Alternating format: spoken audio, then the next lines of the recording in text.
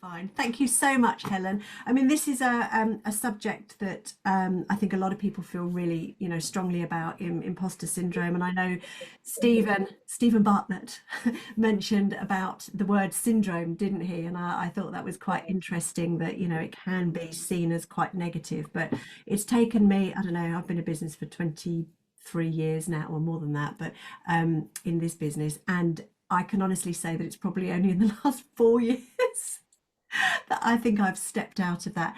But also, I know the power of NLP, hypnotherapy, mindset, Mm. and just recognizing it's a thing. So, thank you so much for joining us, Helen. I'm going to pass over to you.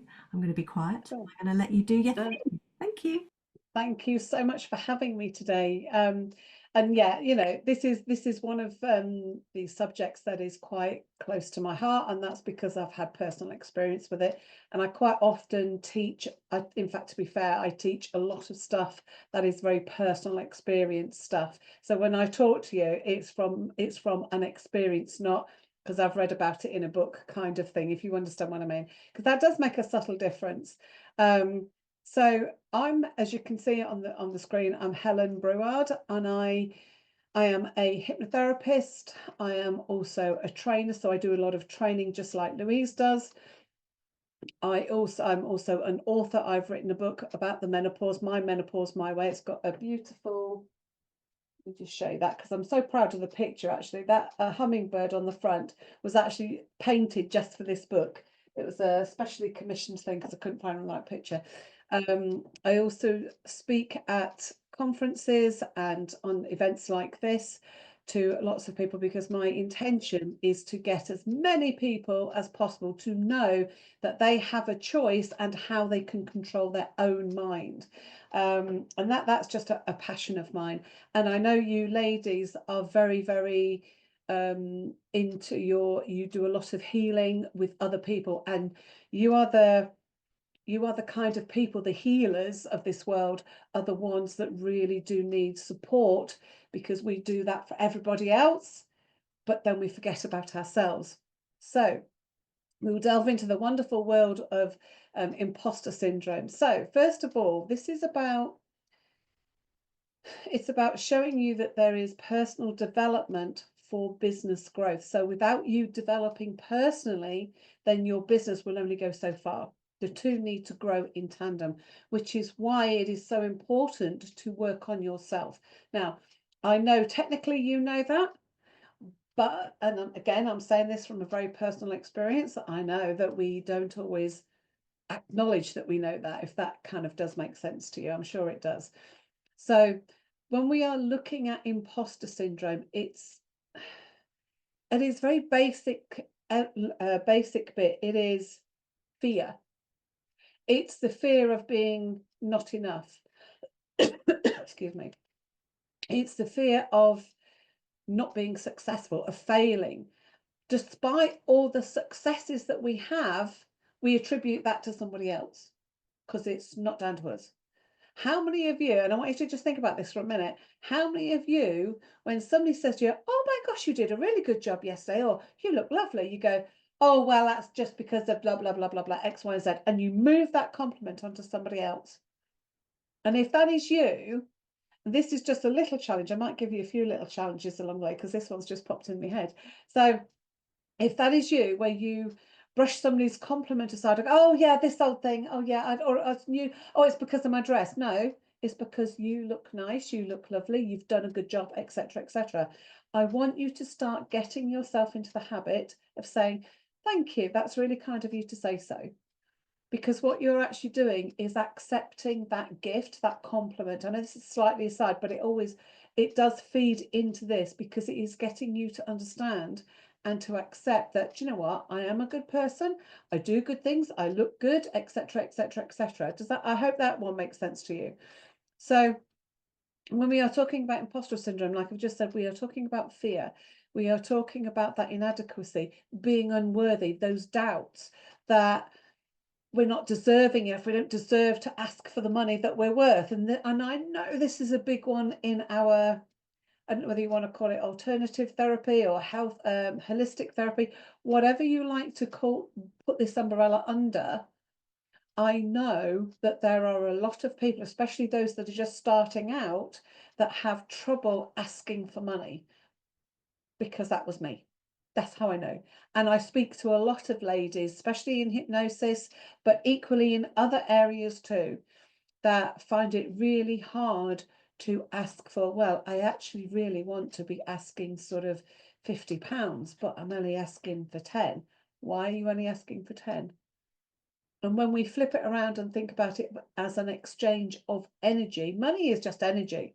Money just enables you to do what you want to do with it. Whether it's to go on holiday, if you go on holiday, you feel better about yourself. If you feel better about yourself and you feel relaxed, you're going to do even better work with the clients that you already do. And it is about giving ourselves unrealistic expectations too. If we're not careful, we set ourselves up to fail. And if we are working with those people that maybe we're not aligned with, we can give them the opening, if you like, through our own doubts, our low self-confidence, to actually set us up to fail. Again, I'm talking from massive experience with this one. Okay. So, you know, these are all the things that encompass what imposter syndrome actually is. Lack of confidence, a fear of being found out. You know, there's many years ago now, when I first started out as a school teacher, it was my previous life, I'm going to say, in this life, because I don't know about you, but I feel like I've lived many lifetimes in this one. I was a primary school teacher. I'd spent 6, nearly 7 years getting to the point where I was a qualified teacher. And I could actually go into schools and as a teacher, as a class teacher, and do the job that I absolutely adored. I loved it. And in that 6, 7 years, there was a huge amount of work and a huge amount of sacrifice that went on. So, you know, when I talk about this, you will completely understand where I'm coming from. And I remember the first year when you qualify, when you graduate from university and you get your certificate that says, yes, you are a qualified teacher, you can go out and teach children. There's that, you become what's called a newly qualified teacher, or an NQT. And we got into the new term, and I remember it must have been maybe a month or two in. It was something like that. I hadn't been there that long. And I remember everything was going really well. And I was in the bathroom just before we had to go back into class. And I remember standing, looking in the mirror. You know, you just sort of, oh, yep, hair's all right. I've not got anything sticking out, got nothing between my teeth, that sort of thing. And I was just looking in the mirror, and suddenly, out of nowhere, this thought came across my head: you're a fake. They're going to find you out.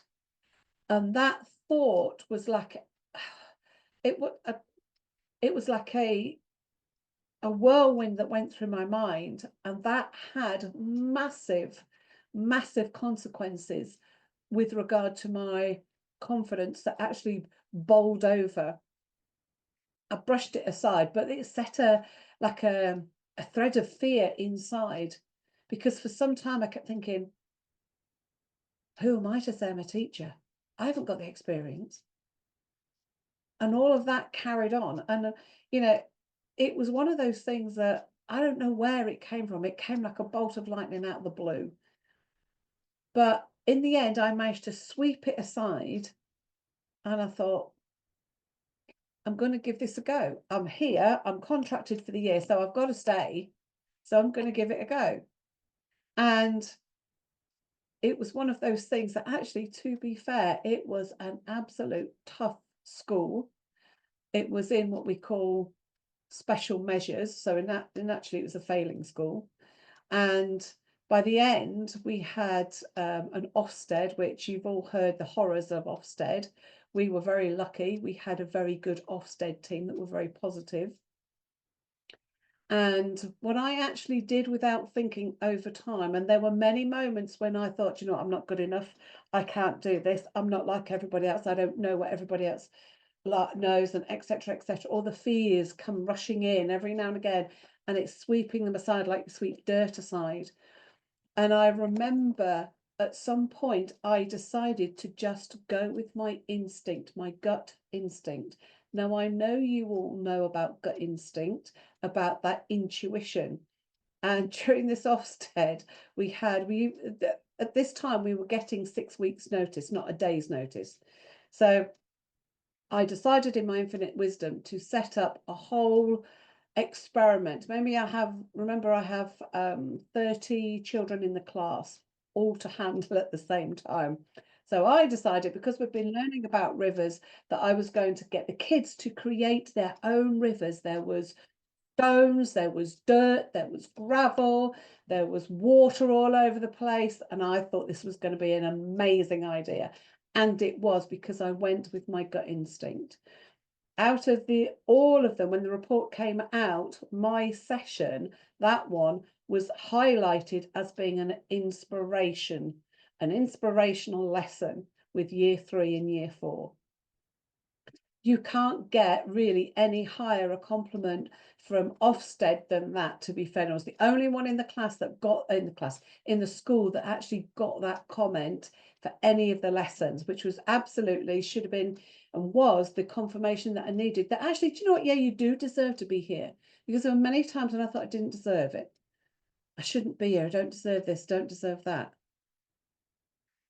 But where did it come from? How do we get imposter syndrome? How do we acquire it? Is it a bit like a disease? It feels sometimes it's a bit like an infection, and quite often it's from things like trauma, past trauma. Maybe it's, for some people, a throwaway comment from a critical parent or somebody that at whatever age you were, you perceive to be in authority over you in some way. So it might have been, and don't get me wrong, I've probably said things that may have caused stuff. I don't know. We all do. So it may be a teacher. It may be a friend. It may have been a parent. It may have been somebody else. A throwaway comment that you suddenly heard that could have caused or set that in motion, set that doubt in place. It can be any one of those things. It could be that you've somehow, when you were younger, and it's always when you're younger, because the age you are right now, this very second, you've never been before. So it's always got to be in the past, because even if it was a second ago, that is now in the past. So it could have been a comment that you overheard that you weren't supposed to overhear. Like, oh yeah, well, Doris, because there's in my book, there's always Doris. All right, Doris is my favorite go-to girl.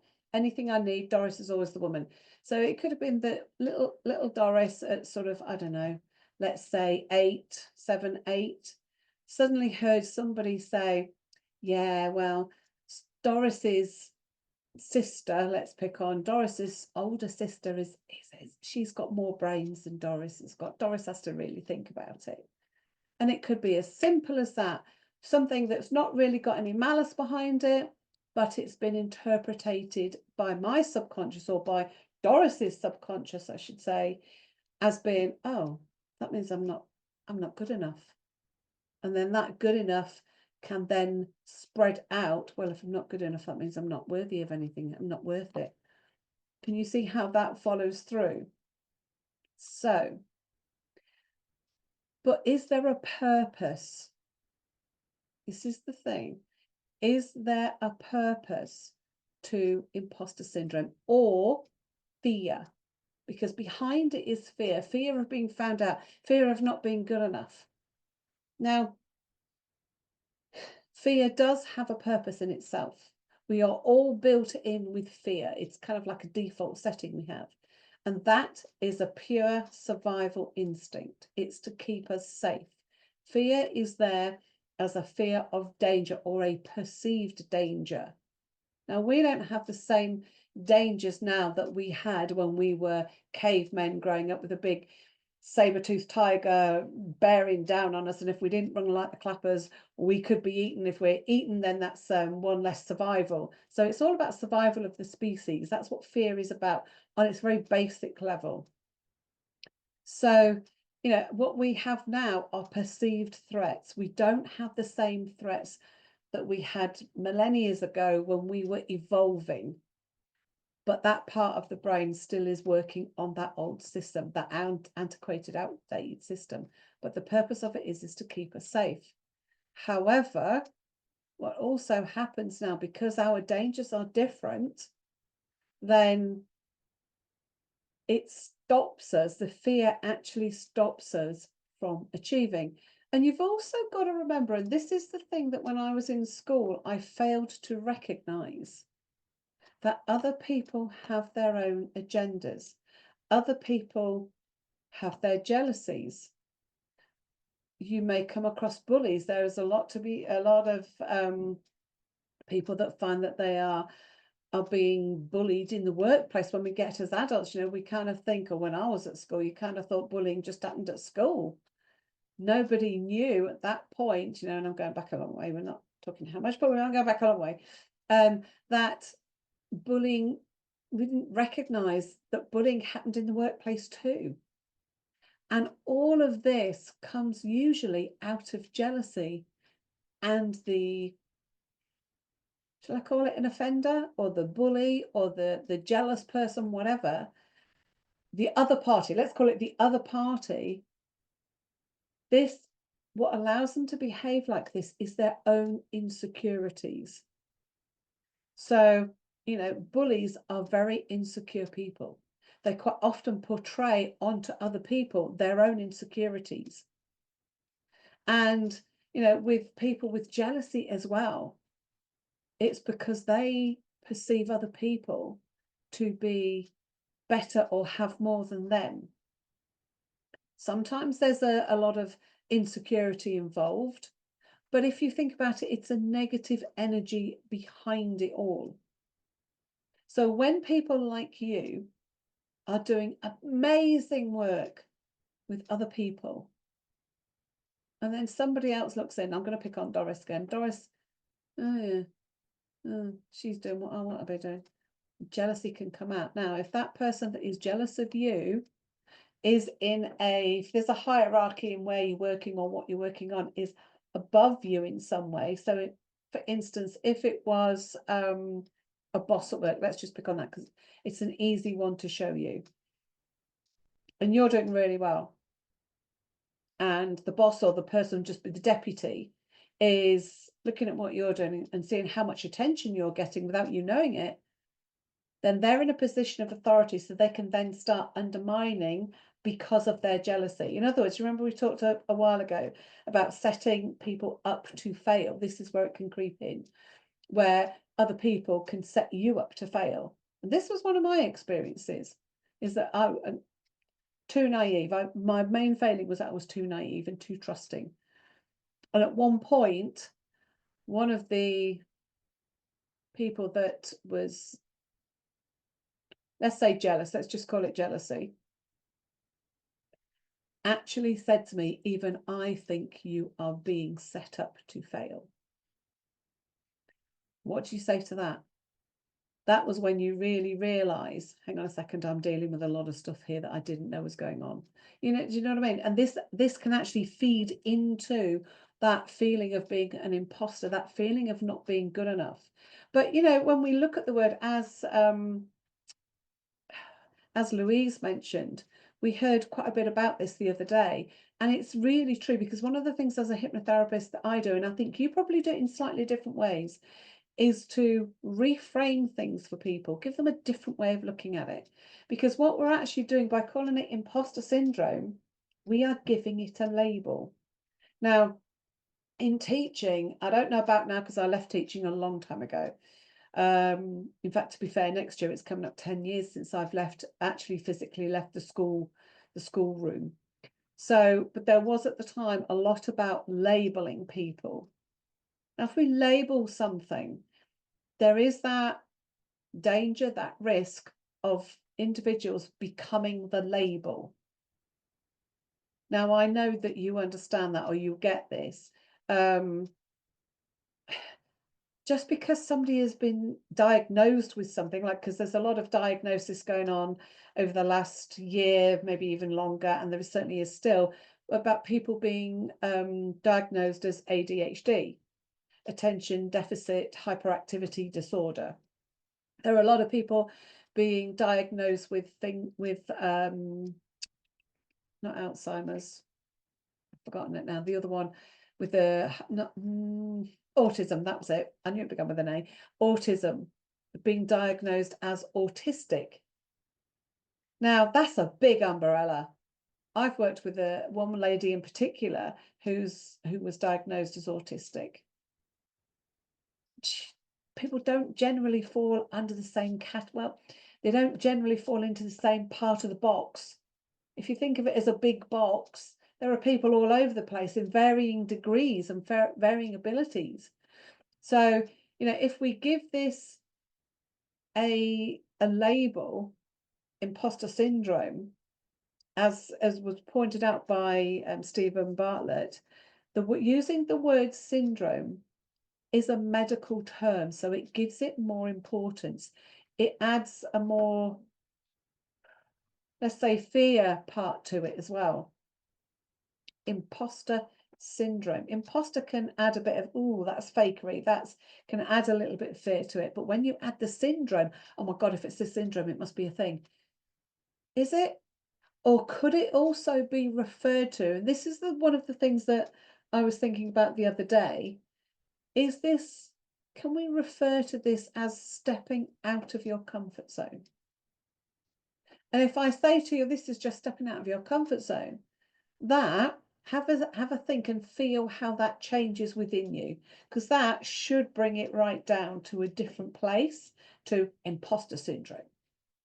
Because when we look at it really and truly, what's happened is, when we have that mirror moment, if you have that mirror moment like I've done, when you're looking at the mirror and you're thinking, oh my God, who on earth do you think you are doing this? You can't do this. You're not good enough. You're fake. They're going to find you out moment. Is it because, and you need to be really honest with yourself, you have taken a big leap of faith and stepped right out of your comfort zone to begin to do something new? Because when we step out of the comfort zone, that's when the growth happens. That's when magic happens.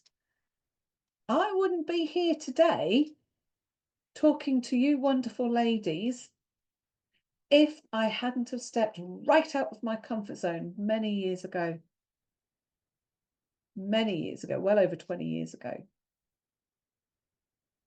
So is imposter syndrome, has that been given a label that it doesn't actually deserve, because in itself it's an imposter? There's a thought. Because in itself, imposter syndrome is an imposter. It's trying to say it's something more than it is. And we've actually found out that maybe underneath it all, it is a case of stepping out of your comfort zone, the area in which you're comfortable. Interesting thought. I want you to give it some thought.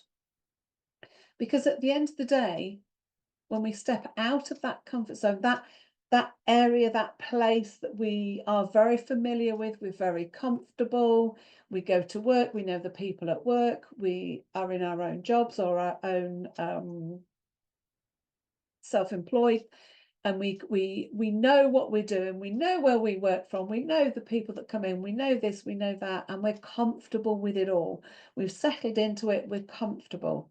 It's just rolls on and we're happy with that. But if somebody said to you, I'm going to pick on you, Louise, because your name is right in front of me. If we pick on Louise and say, right, Louise, you're going to go and talk to the radio tomorrow. You're going to be broadcast across the country. Now, if Louise has never done that before, that is a step out of her comfort zone. That could bring on similar or the same feelings as imposter syndrome.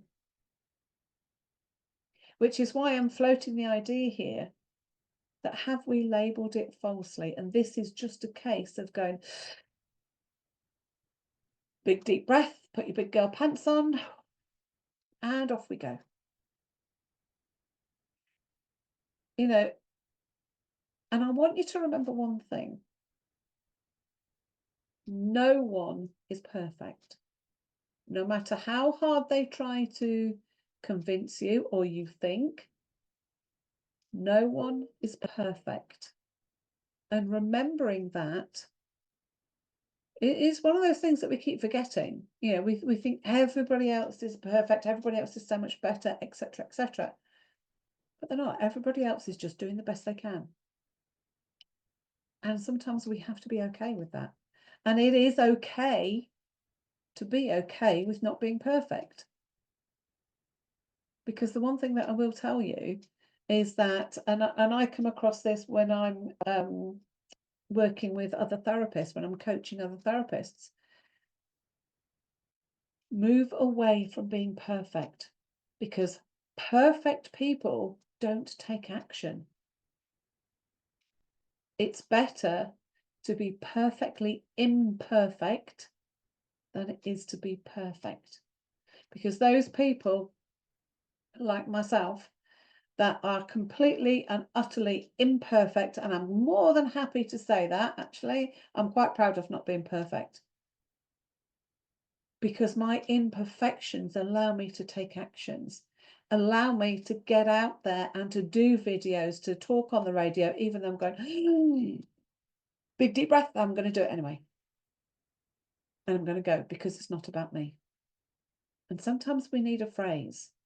We need that thing. And this is the thing that I say to myself. When I have something that pushes me to the edge and then over the edge and out of my comfort zone, into the unknown, I take that big deep breath and I remind myself, it's not about me. It is not about me. It is about the people that I can potentially help in some way. And I say to my, and I'll tell you this a little bit in a minute, but I want you to know that it is okay when you look in that mirror, it is okay to know that you don't know everything, that you may not know what your next step is, that you may not know what the answer is to a question. But what I have learned and what I do know is a quick retort to some things. And that's what's one of the things that school taught me. So, you know, if somebody pulls you up for something, I'm so glad you spotted that. I was wondering who was going to do that. I was wondering who could spot the mistake. Why don't you just, oh, I tell you what, why don't you find out and let me know? That's something I'm not clear on, or I'm not sure about, or I don't know. That's an interesting comment. All these little things, when you have something in the back of your head, it's a bit like when you have those, you don't get them so much at the moment, but I'm guessing they may come back. You used to get salesmen knocking on the door. And quite often it used to be double glazing salesmen or stuff like that. You'd come knocking on the door. And you quite often we used to have a retort to get basically to get rid of them, because they always come at an inconvenient moment for starters. So one of them used to be, my house is rented, so they would immediately walk away because they know you're not the decision maker. The other one that I actually have, because it's true, is my son-in-law is a window fitter, and he has his own window business. So once you have a thing, an answer in the back of your head for something that can catch you off guard, then that helps massively. But take away from this, it is okay to not know, or to feel like you don't know what you're going to do next or what to do next. And that is okay, because you can always find out. You can always ask. Now, the way I help myself with stepping out of my comfort zone, when I'm feeling that fear, I breathe. And you can do this too. And I'm a very visual person. A lot of ladies, a lot of women tend to be very visual. not completely visual. Most people have two learning styles. One, there's the dominant one, and one is a bit less. It's still another learning style. It's not quite as dominant as the dominant one.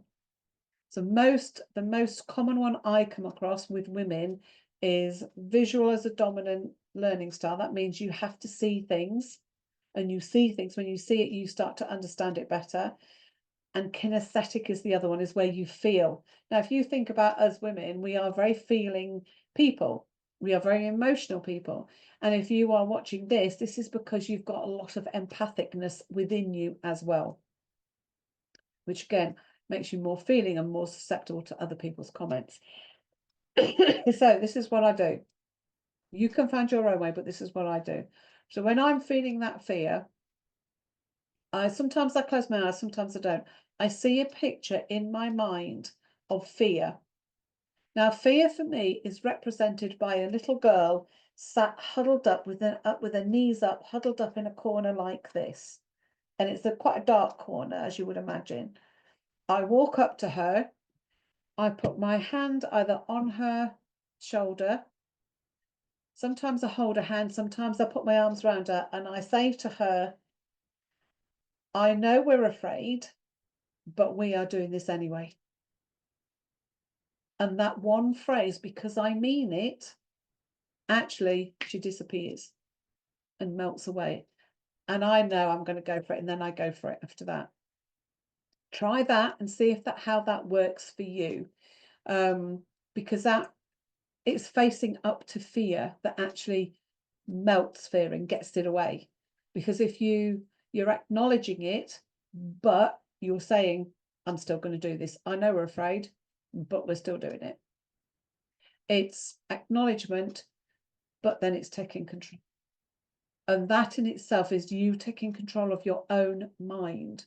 Because otherwise, fear will be having a massive party in your head, putting all kinds of horrendous scenarios into your mind and stop you physically from doing something.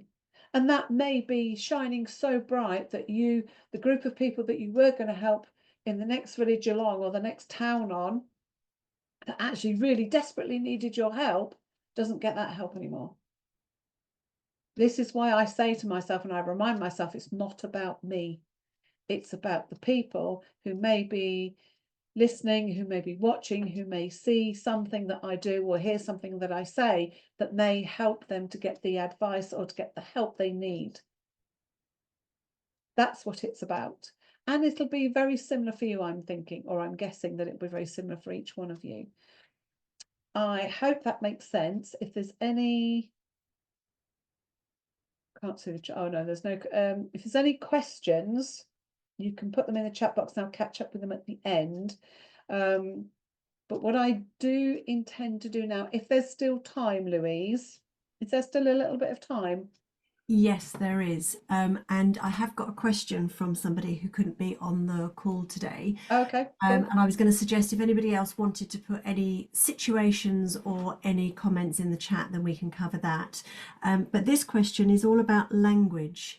And it was actually, I think, she was finding it very, very frustrating with people around her who were just constantly negative and never seemed to get any further, and wanted to know about the language that you use. How important is that? Is it something that you can change your perception because of the language that you use? And if you say that you can't do something, does that almost like self-manifest itself, would you say? If you think you can, Probably you yes to can. all of those questions. Okay, so the language you use around people is very important. However, I'm not stalling, but this could be a bit of a rabbit hole. I'll try and keep it, because this is quite a big topic, actually, to be fair, in itself. So as a hypnotherapist, we listen, and I'm sure you do too, to the language that is used. Because what we do as a therapist is to feed back the language, because that is somebody's language. So if we want to get through to them, we feed it back to them. So we listen for particular phrases that people say. So for instance, when I was teaching a year 6 class, I always got, oh dear me, I always got lumbered. I'm going to say lumbered because I did feel like I was lumbered actually with teaching religion, and that's not anything against religion, but it was always the topic nobody wanted to do. So I became a bit of a religion expert at one point, so much so that one of the children went home and told his mum that I was a complete religious nut and I knew everything about all the religions. I was like, oh my God, if only you knew the truth. Anyway, digress. So I was in the classroom one day, and this child had had a lot of problems in the past, and I knew about those. And I walked over because they were daydreaming, looking into the sky, you know, and I've actually got to get you to do some work. And we sat chatting for a little bit, and I noticed that he kept saying, yeah, but miss, yeah, but miss, yeah, but miss. Okay. So we had a little conversation, and it was going on, and then I said, yeah, but so and so, you need to get this work needs to be done. You need to write this now. And he went, oh, okay then, and started writing because I'd used the specific language that he used. So once you understand that, you can then start to use that to change their dialogue. So it could be, in that instance, it could be, yeah, but what if something really good does happen? Because when we are talking about people's negative language, it's quite often from, let's call it a point of anxiety, where it's that, yeah, but what if the sky falls down? Yeah, but what if this happens? But what if that happens? So you use the start of that phrase and you say, yeah, but what if it's really successful? What slipping little things in? Excuse me. It's slipping little phrases in that will help to change that language, that language pattern. Now, you're not going to change it all. You may change little bits. You may start to change little by little the way they think. You know, for an instance, let's pick on Bert. Bert is very, very good at problem solving. Okay. Now, the only thing is, when Bert comes upon a problem, there's a whole thing of, oh, this has gone wrong, that's gone wrong, I don't know how to fix this, a whole bit of a drama about it. So by simply reminding Bert, you're good at problem solving, remember? Oh, I am. It breaks that cycle, that thought cycle, and bingo, Bert solved it within a minute. How do you do that for yourself, though, Helen?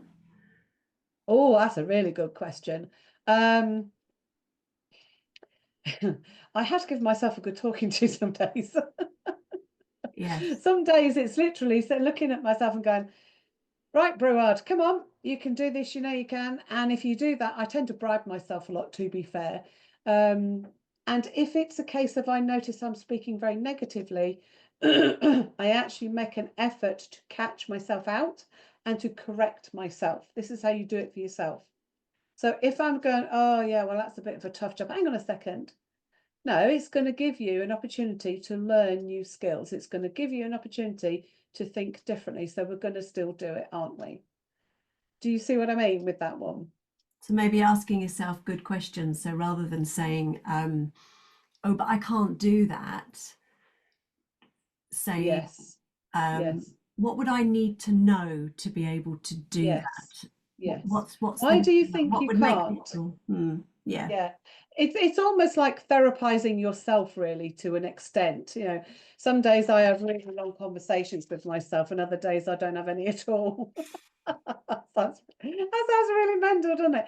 But sometimes it's a case of saying to yourself, why do you think like that? What evidence have you got? Because most of the time you don't have evidence at all. There's no evidence at all to say that you're useless. And if you want really hard evidence, let's go back over the people you've helped. Oh, look, oh, look, oh, look, oh, look. So let's quit that now. What do you really want? Because quite often when we're having that, oh, let's call it a feel sorry for me moment, and we all go through that. We all have that every now and again.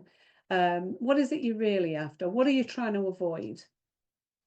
Why are you thinking like that? Why are you talking negatively to yourself? Look at all the things you've achieved. Look at all the things you've done that have led to where you are right now.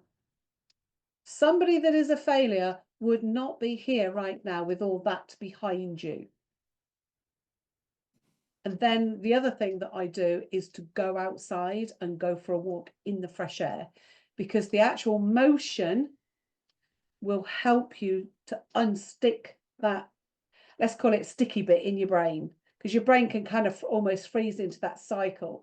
So getting out and moving, physically moving through the air, will help that to unfreeze.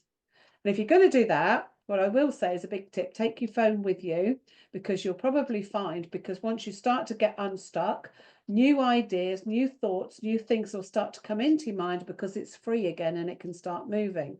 So I always take my phone with me so I can record things while I'm out, or do things while I'm out, because quite often I'll find that I can do more work while I'm outside walking than I do sat at my desk if I'm in that mode. Does that make sense?